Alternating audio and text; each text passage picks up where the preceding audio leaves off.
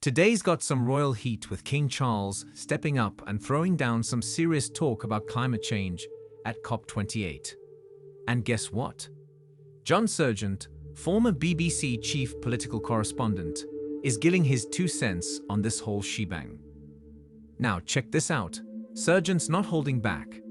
He's calling out those who wanted to muzzle the king, saying it would have been downright petty. And honestly, can you blame him? The man's been hustling on climate issues for ages.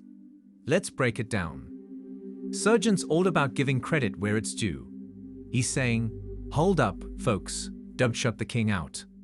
He's praising Charles for keeping it real, not diving into party politics, but hitting that sweet spot of global concern. And you know what? History's got some lessons here too.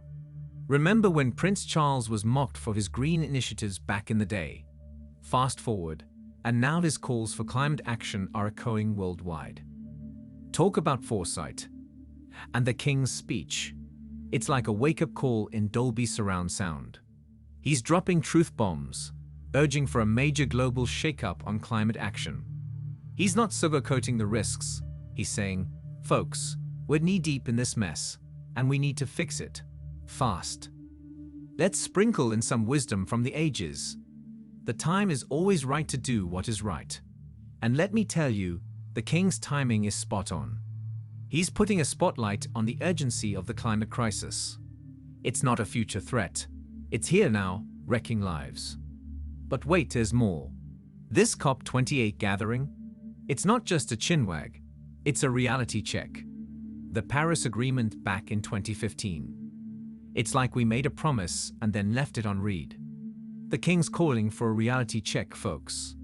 And that's a wake-up call we can't hit snooze on. The king, he's not tiptoeing around this climate conundrum. He's like, folks, let's get real. We're not just talking about trees and polar bears anymore. This is about lives, about communities that are taking the hit because of our inaction. And you know what's the kicker?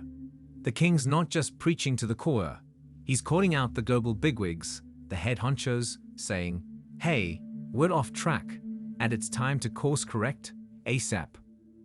But let's not kid ourselves. This isn't a fairy tale ending in the making. The global stocktake at Cop28.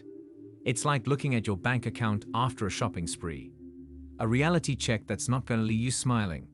The stats? More CO2, more methane. Things are not looking peachy. But here's the silver lining. Awareness is growing. The king's putting it out there that climate change isn't just an environmental issue. It's a humanitarian crisis. Lives and livelihoods are hanging by a thread, and action is way overdue. And here's where I toss in my 2 cents. The king stepping up like this? It's setting a precedent.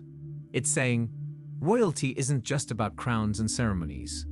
It's about using that platform to make a real difference. And that, my friends, is power in action. So let's take a page from history's book and remember, actions speak louder than words.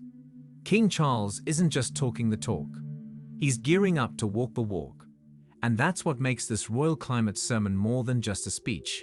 It's a call to arms.